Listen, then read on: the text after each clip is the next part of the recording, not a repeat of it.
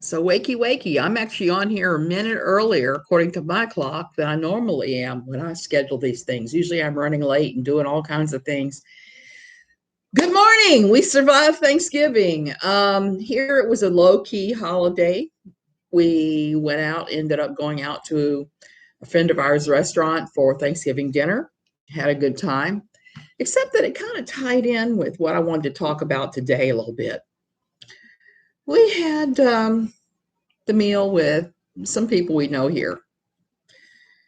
A guy that whose car we stored for a long time, and then a newer friend. And there was a lot of things that were hurled about that were kind of ridiculous. That I did the Don Draper, which I wanted to talk about that today. You don't know who I am. I'm Suzanne Titkemeyer. I wrote for Pathos for almost 10 years. A couple of years before that, working on NLQ, No Longer Quivering, before it transferred over to be a Pathos publication.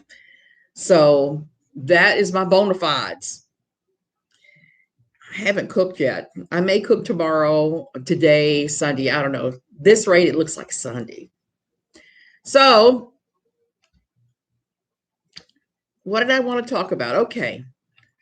In season 1 of Mad Men, Don Draper uttered a very interesting phrase to me. I believe he was talking about the tobacco industry, because if you looked at the beginning of Mad Men, one of the big themes that was going on in season 1 was that the tobacco companies, good Black Friday, you're right. I'd forgotten about that. When you're out of, I'm going to say, the US loop of everything being done, you tend to forget about those things. I forget about Black Friday.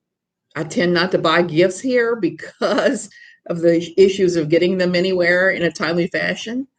So I tend to send money.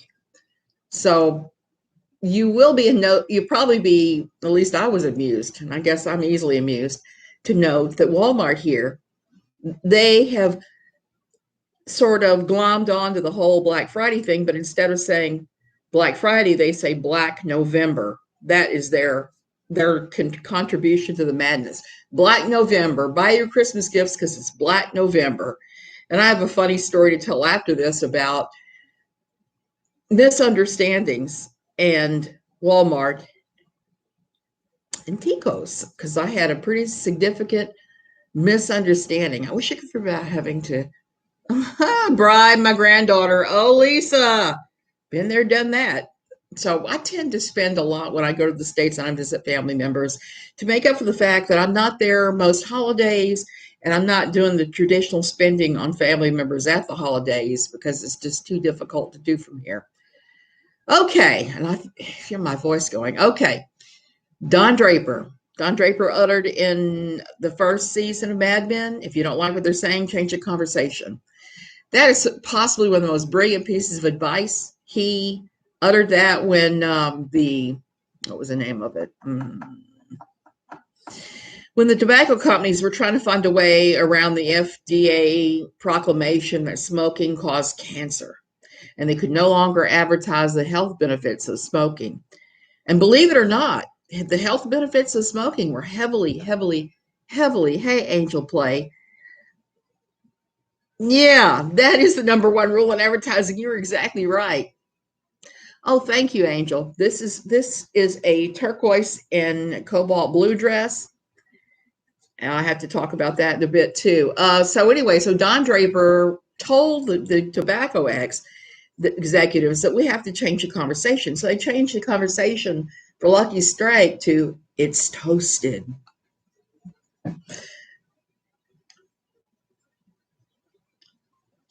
Hey, Bliss. So I've been thinking about this a lot because of all the misunderstandings going on in our community, everybody fighting with each other, me coming out and saying that I didn't care for the way Roadhog was behaving or things he was saying.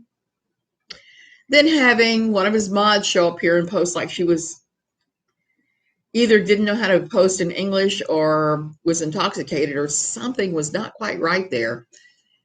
And other things I've faced. I've had people apologize to Roadhog now.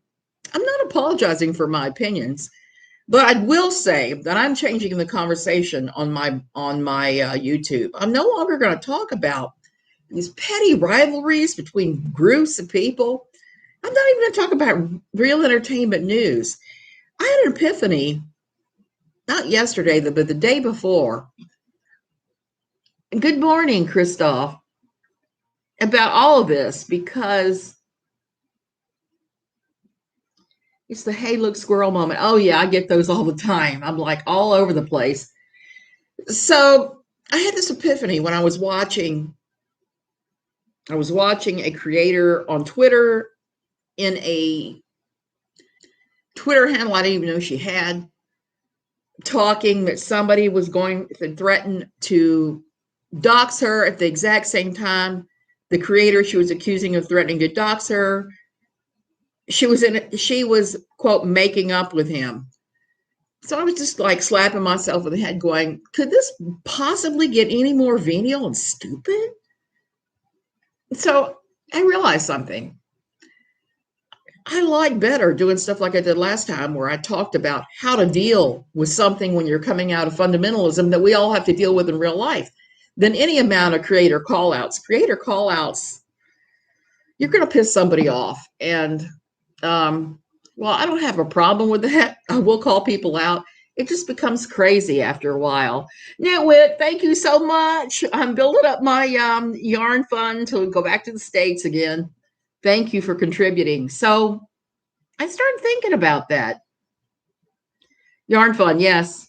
So I started thinking about that. I started thinking because these two creators I was talking about, they feud a lot with each other and other people. I've mentioned both of them here.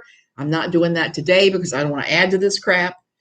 But I'm no longer going to participate. I'm no longer going to defend one of them. I'm just not, because this is something they do do-si-do, change your partners, like it's some type of weird square dancing. And even Roadhog, who I did mention, I've noticed him fighting with everybody, and that's just his MO. I will say I initially reacted poorly, and I do apologize for that. I said something to him when he called me on it, and then he said something nasty, so I was kind of like, nope, nobody talks to me like that. I initially thought he was picking on someone and myself because we're disabled, because the screen cap that he captured of chat here, we were talking about disability. We were not talking anything to do about him. We were talking about disabilities, the reality of getting along. So it was my mistake. And I said something later when someone pointed out that wasn't why he was doing the screen cap right then, and said, oh, yeah, okay. So that doesn't mean that. I'm sorry. So I'm saying it again. Do-si-do. Yes, it's a do-si-do, and they do it. And I finally started thinking about it. I said, it's got to be for hits, because I have noticed that some of these people that when they do this, their hit numbers spike way up. It's like me, when every time I go to talk crap about without a box of Kleenex, which I guess you can call me that now. Hopefully I'll be able to get US-based Kleenex tomorrow at Costco. I hope so. Costco Price Mart here. So anyway, I don't know why I did that. I didn't really need a Kleenex. Started thinking about that. It's all about the hit numbers. It's all about driving people to your channel. And I don't want to be known for that. You know, like I said, I feel weird every time I talk about without a box of Kleenex. The bullies on the playground. Yep, we shouldn't have white knight for our favorite channels. This ridiculous behavior should not be allowed. The filthy language, personal information, horrible. Lisa, I don't understand how YouTube doesn't just beat on some of these creators and just say, okay, do better or go. I just don't, because first of all, as we all know, doxing is not exactly legal. And all these internet things are all about how internet civility should be a thing and nobody should be bullying. I'm just going to come around and say it. I've seen more bullying in the time I've been on YouTube than I've seen anywhere else. Some on YouTube, on Twitter, because I've certainly had people calling for me to apologize to Roadhog for saying that I don't like his filthy mouth. And I'm not doing that. That's my opinion. Of course, it's for channel growth. Where is YouTube in this crap? and they can deny all they want. They're in the community. Yes. Let's talk about real content. That's right, Angel. This is the last time I'm going to talk about any of this crap because I'm just kind of done with it. I've just reached the end of my rope with all of that. And it was kind of impacting me yesterday because I was thinking, this is also childish. And it was slightly bumming me out. Usually when I start getting kind of bummed out or I start getting angry, it's usually a pretty good indication that Mr. Asthma's on his way. But it wasn't yesterday, thank God. But last night's Thanksgiving dinner was a perfect example of this because we had one person there who's kind of a contrarian. I call myself a contrarian, but at least I have common sense to keep my mouth shut sometimes. The contrarian was saying all kinds of offensive things to the point where my husband this morning mentioned it to me and said, hey, I'm not helping contrarian anymore because contrarian is saying all these nasty things. It was kind of like, well, I've known that this is what contrarian does for a long time. There are a lot of people in the community, in the real life community of Tamarindo, won't help this person because of the fact that they decided to blurt out these inappropriate things. And last night, what speaking he did, it was blurting out these inappropriate things. And I'm not going to beat up this guy because he struggles with substance abuse. And I know that's a really hard thing. And I have to think that some of that played into that, the fact that he couldn't reach for his favorite social lubricant to get through the evening. And it's hard to be around other people, isn't it? As a introvert, I have to say that I struggle with that sometimes. And I did notice that he and I were the only ones that had our cell phones on the table as a temporary break. Sick of all the back and forth. Same here, Bliss. I've lost interest in it too. It's hard for me to keep my mouth shut, but it's just so not worth it. And yeah, I don't think I need that stuff either. Is that Star Lily Biscuits? I love those. Oh, it's one of my favorites too. I just don't like the way they smell. The smell makes me crazy because it makes my asthma crazy. But they're so beautiful, so incredibly beautiful. But it was interesting because the other guy was the opposite of a contrarian. He was a little bit introverted too, but the interesting thing about him is he'd been a radio DJ for many, many years. And I had worked for 6 months at a radio station in college. It was an eye-opening experience from going to the bank with my paychecks and having the bank say, oh, we can't cash that because there's not enough in the account to cover it, to just the insane ways that radio happens. You know that old show WKRP in Cincinnati?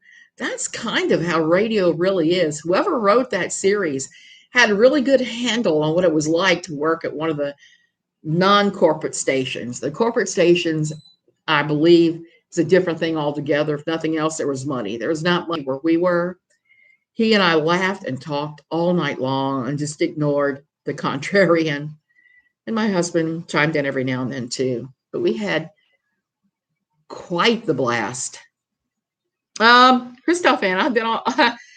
I'm kind of I don't want to say an outlier, but I kind of am because I came out of South Louisiana and I didn't stay there. Almost everybody who is Cajun living in the New Orleans, Baton Rouge area, they don't go anywhere. They stay there. They're happy with there. They don't understand leaving the city limits of New Orleans or Baton Rouge or any of that. They just are stuck there. I knew from an early age that I wanted to live in Europe and do all kinds of different things with my life.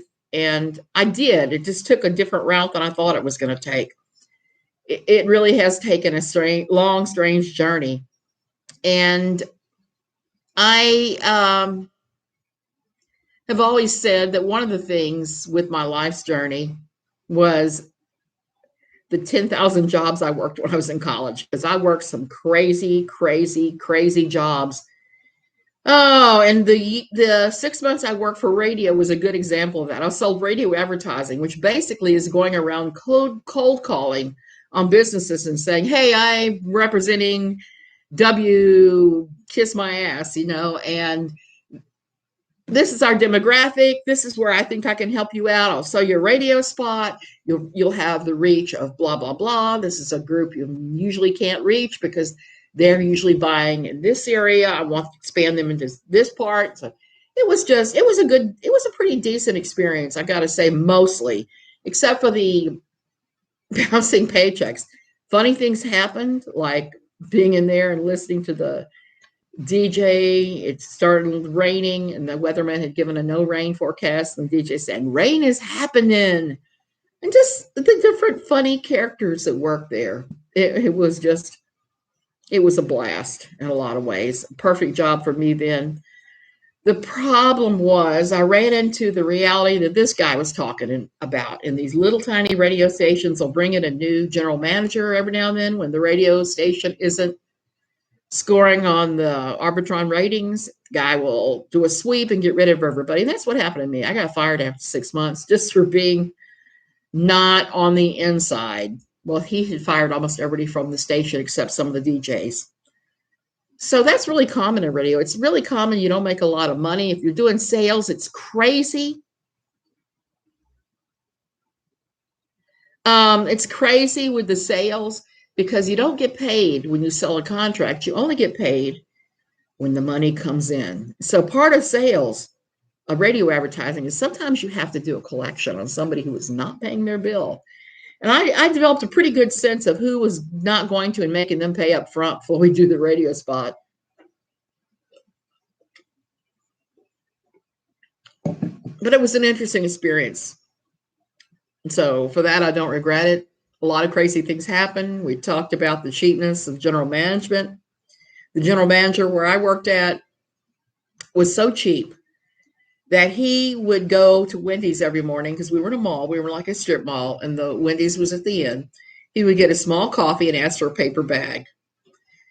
He would fill the paper bag with condiments every single morning and come in with his little bag of Wendy's condiments. And I would just laugh because he would just put those out for the station. That's how tight this man was. And that's what kind of shoestring operation most radio stations are. Many radio stations run at a negative, not a positive, as far as the money goes. They're not good investments for anybody. Oh, sales. I've done a ton of sales, Lisa, and it was interesting sales for then. T Spears is putting out a video on sound, and I can't wait to watch. I was looking at Dr. Water experiments. Yes, there need to be uplifting content. Where is that going? I was getting ready to say something about the radio station.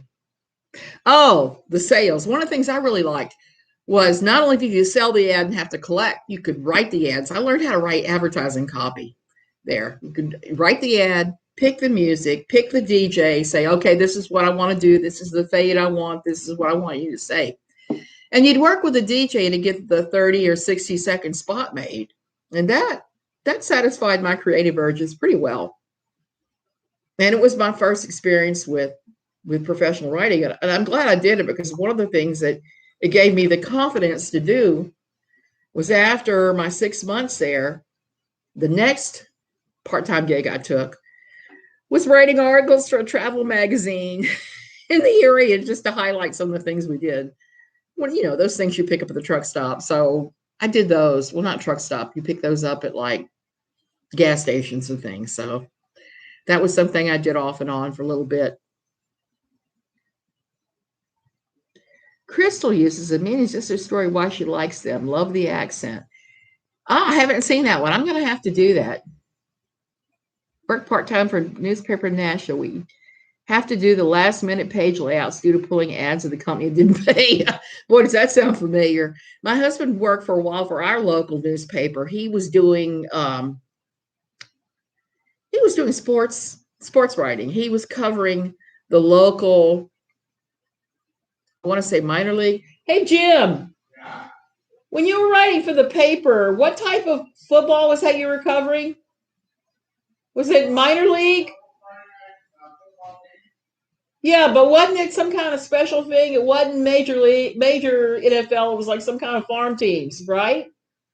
I think NFL farm teams, something like that, where it's semi-pro and fantasy football columns, that sort of thing.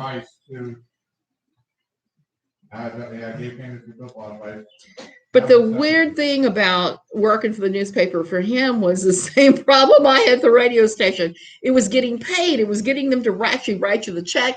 Then when you had the check in hand, going to the bank and going, oh God, I pray this doesn't bounce. Please, please, please don't let my paycheck bounce. That's what happens when you're dealing with smaller media. But the nice thing about that is you do tend to learn a lot. Wonderful. Sometimes you get a video by the beach. That one beach video is a calming voice. I plan on doing that. I just have to. I have to upgrade my cell phone. Unfortunately, I think before that.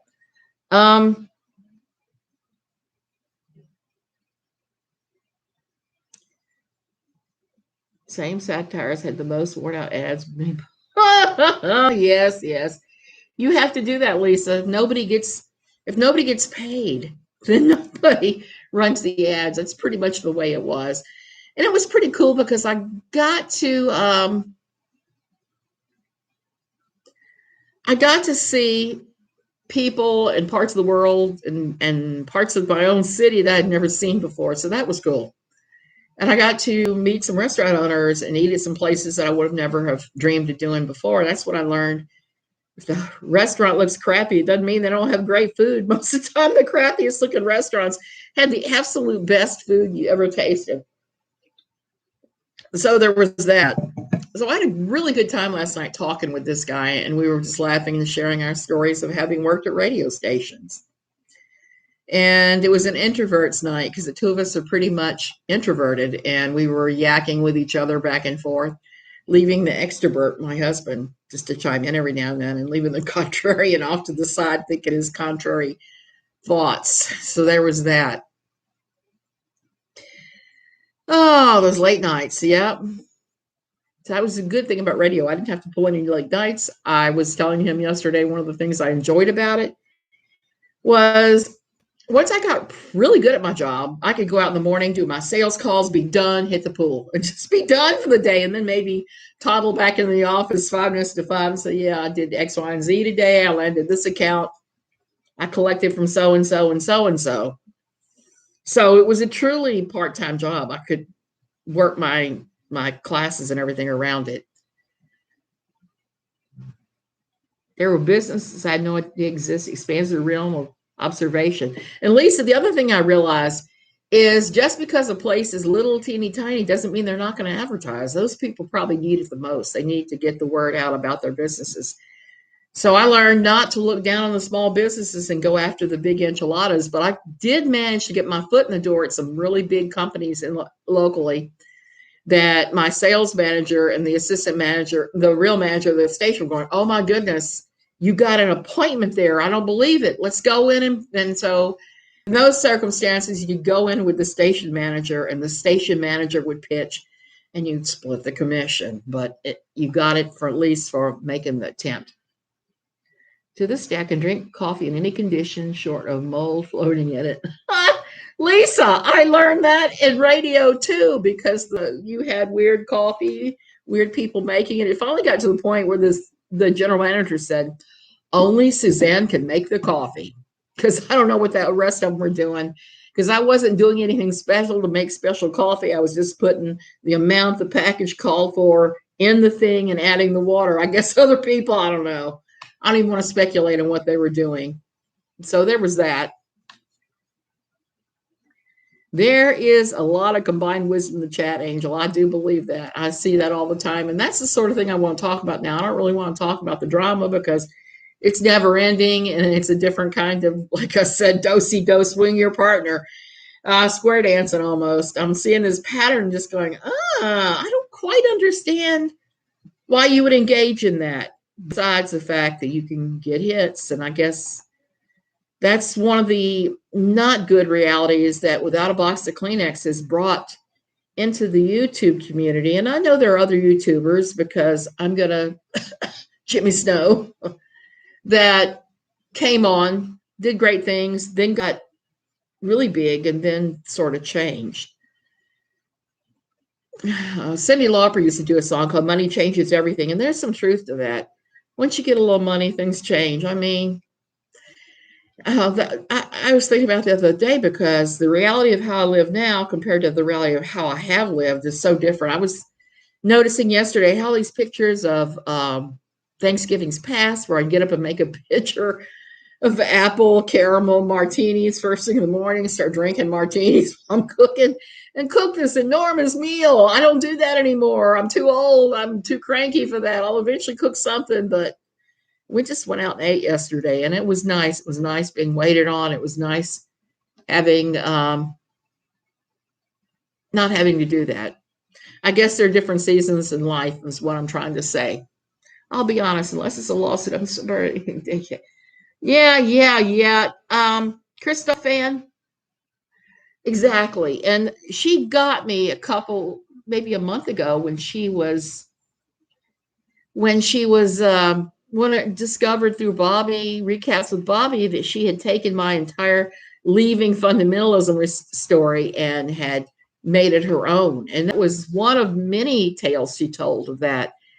And I was pretty horrified that she had straight up jacked my content and my life story, my painful life story that I still struggle to tell. I'm struggling to tell right now in a book because it's incredibly weirdly traumatic. I got PTSD coming, so I'm having to do it as a comedy and just mention all the comedy things that happened, like the time the pastor fell through the ceiling, the time the kid started talking about his porn and masturbation habits very loudly in the middle of church, the time that they tried to do an exorcism on the kid that was merely stoned out of his mind, and it's probably the only adult in that youth group that realized the kid was stoned. I saw it. I saw he was just high. They said, demonic. It pisses me off that she is always stealing your stories and experience. Christoph Ann, that's just how she is. I'd tell her stories about Lisa, it's crazy. Crazy, crazy, crazy. And that's the next one I'm probably going to do on Monday. Tomorrow I'm going to do my book review because I'm still going over Debbie Pearl's awful book. And there's no love after lockup, so we're not doing Sunday. Monday I'm gonna do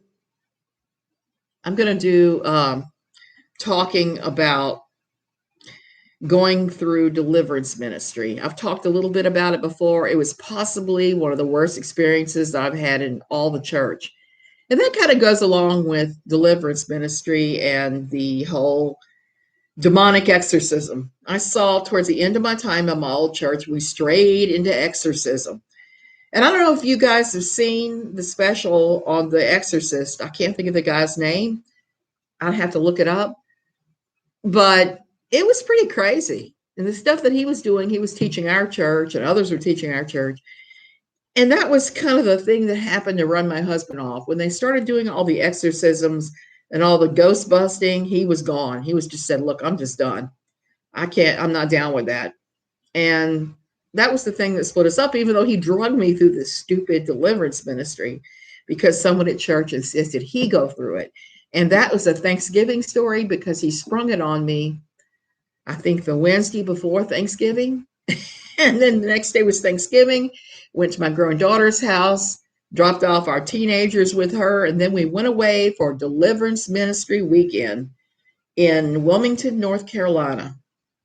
And it was one of those S shows. I'm just going to say it. It is a shy show of unprecedented proportions. And I found, Lisa, it is. If you do the fire and brimstone, I don't think that's good. I think that,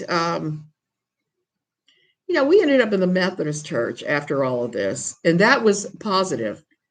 I like the Methodists because I like their slogan, open hands, open hearts, open minds. I don't think they have the minds on there, but basically that's it. It's very open. It's a positive, uplifting thing instead of fire and brimstone, demons, demons, demons. You got a demon, everything's a demon. That got to be a little bit old. And when I talk about the deliverance ministry, it was run by another church that we were loosely affiliated with, and that church has had to change that ministry's name 3 times. They've had to change the church's name 3 times. Why? Because they got sued left and right over the deliverance ministry, over things that happened. When we went in for deliverance ministry, I was out of there in less than 3 hours. And the deliverance people said, "Why are you so resistant?" And I was very closed off and very resistant to what they were doing. They had my husband there over 9 hours, and it definitely was some form of brainwashing. They used brainwashing techniques. They really did. And it was pretty horrific.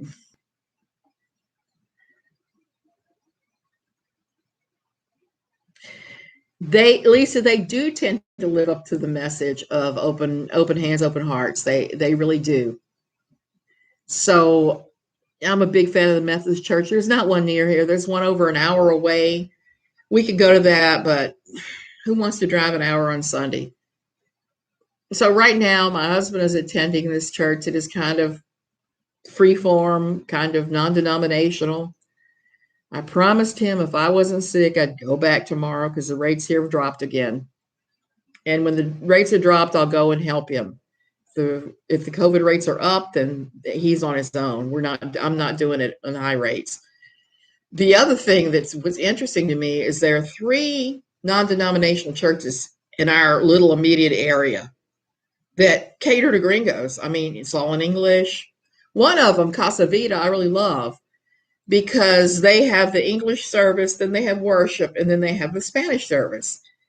So if you really want that intermesh experience with local people, that is the one to go to.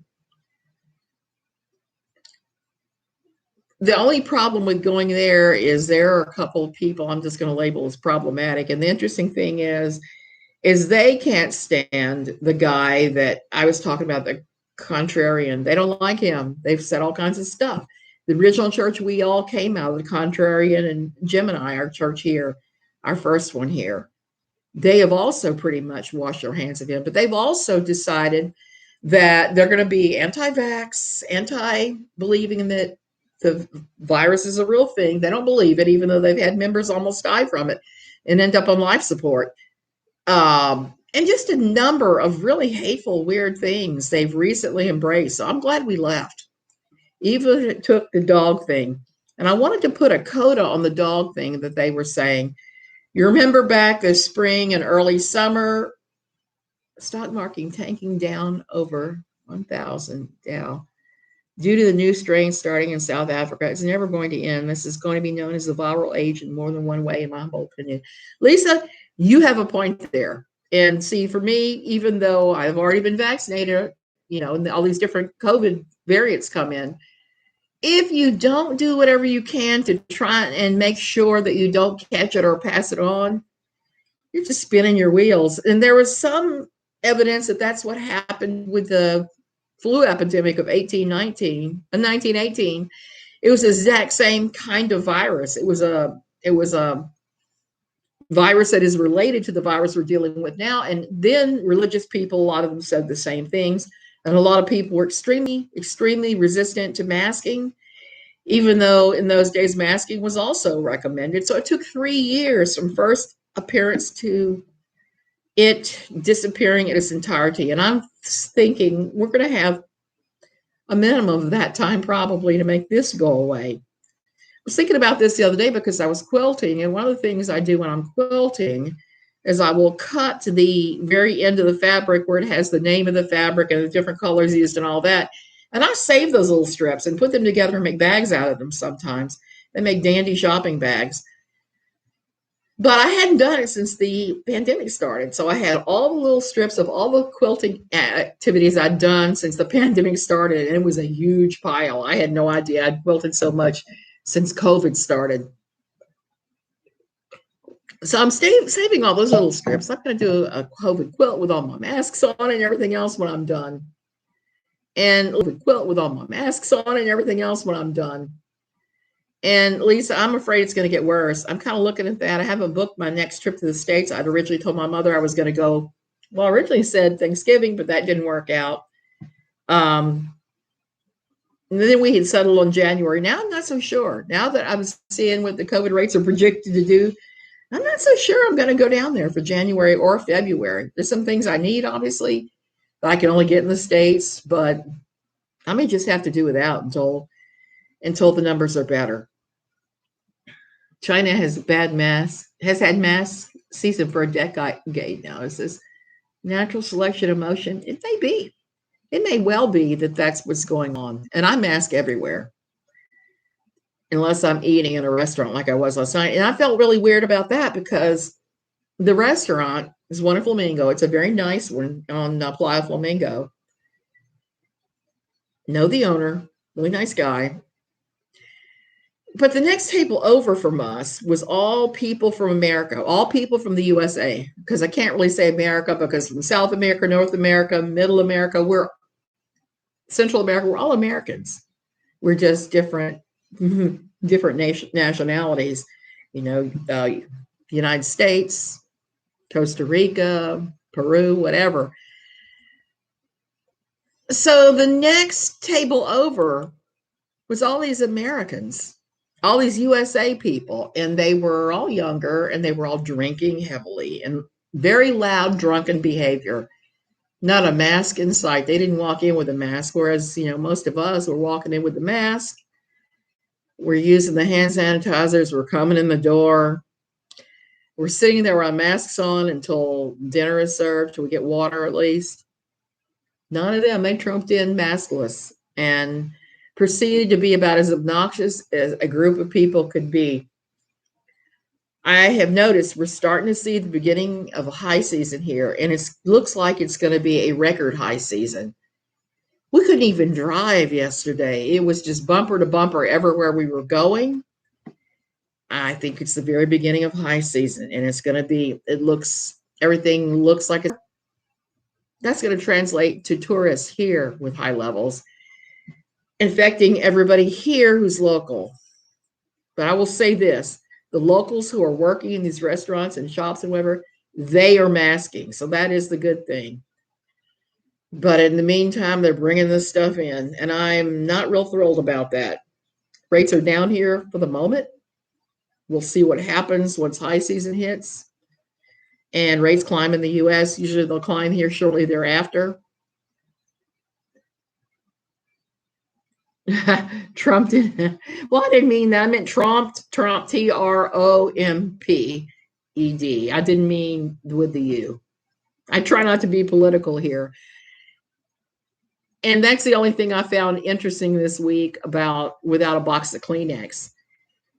She was claiming that QAnon is after her, which it made me laugh because you remember a couple of weeks ago, I was mad because I saw this thing that somebody had screen capped and sent me from Parler, which is a conservative social media where they had all these people they'd identified as dangerous liberals, and I was on the list, and they were all coming after me. So I just block, and I normally don't do that, but I don't want to fight with them over politics, particularly since they were all mad about the Rittenhouse thing. I don't really know why. And the only thing I'd ever said publicly about it was that it was a tragic situation all the way around, and I still feel that way about it. There are a lot of things about it that are going to just echo forever with everybody. So it's not something I want to talk about because I'm still thinking about how I actually feel and think about it. So she was talking about this. My girlfriend, a girlfriend of mine in Milwaukee area. Oh, wait a minute. Is she near Milwaukee? She's near wherever the Rittenhouse shooting took place, not in Milwaukee. I'm sorry. She is near Kenosha, I think it is. And she was petrified of the trial and what was going to happen and all of that. But she ran into the same thing as I do. She wrote for another media outlet, not Pathos, but a little smaller one. And she was getting the same thing. Almost everybody I know who is probably known a little bit, as a tiniest little edge of being known, was getting spammed in this thing. And we were all just laughing, going, this has literally got to be the stupidest way on earth to shut down somebody's YouTube channel, because they were concentrating on those who had YouTube channels.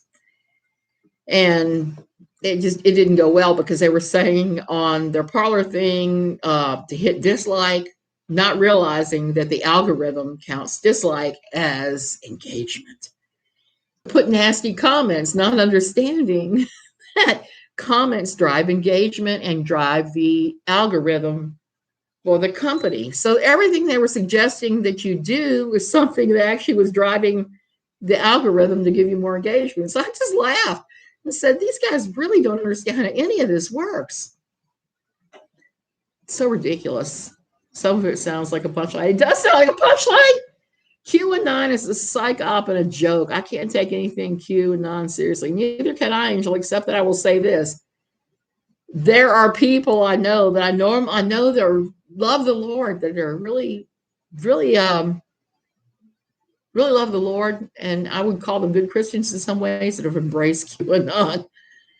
And like, I know you're not stupid. Why are you doing this? Why are you believing this? And so that's one good thing. At least by skipping family Thanksgiving, you don't have to worry about your crazy uncle or whatever saying these things at the Thanksgiving dinner table. So you can just bite your tongue. And I've definitely had family Thanksgivings where I have had to bite my tongue because of some of the stupid things that were said by others that I could fight with, and decided, like last night, it was not worth fighting over. Like I've decided that all this with the different creators, I'm not going to white knight any of them. I'm not going to do any protecting. I'm not going to do any call it out. It's just let them do their thing over here off this side. And I'm going to continue doing on my thing here. And speaking of which, I'm going to go ahead and go. But like I said, I think what I'm going to do for now, I think I'm going to do Saturday book reviews. I'm going to continue to do that. Sunday right now is Love After Lockup. That subject to change depending upon when we take the hiatus from the show. Monday, I'm going to do deliverance ministry. I'm going to look at a bunch of deliverance ministries and a bunch of deliverance ministry stories, because I have heard a pile of them through the years from people I went to church with, people outside the community, all of that. And I'm probably at this point going to do Monday, Wednesday, Friday, and Saturday. It looks likely. Because I don't think I have enough content to do every single day, but who knows, I might decide to pop on a rant about something. That could be. That could be. I like to drink, but drinking don't like me. It conflicts with my blood pressure meds, as I found out pretty horribly like 2 years ago, where I was accused of flipping a bird at somebody I wasn't even trying. I was just falling down drunk after one drink, and because of one of the medicines I was on. And it interacted with my blood pressure med, and my blood pressure got sky high. So I've learned since then, grapefruit, no, booze, no. So, and that's too bad. So when I have friends coming over here, I will just skip my med for a day or two, because I know that skipping it for a day or two is not going to harm me. And it gives me the ability to drink at least one day when they're here without having side effects. Oh, I don't want to stop doing the Love After Lockup. It's pretty happened. So everybody have a great day. It's the day after Thanksgiving. Everybody's eating leftovers except for me. I got to cook. Got a real cook. So we're going to do that. My husband's out getting the car worked on. Well, he's about to go out and get the car worked on. I have stuff I have to do to help him do his t-shirt ministry tomorrow, on day after tomorrow. So I'm busy, and I got to do laundry because tomorrow I got to pick up another friend from the airport is coming in. High season. We've got to do that. Got to hit prior run. Big, and just a lot of busy. It's so funny how life can just throw things at you. We have nothing we have to do, but we somehow end up doing a lot anyway. Love you guys. Stay well.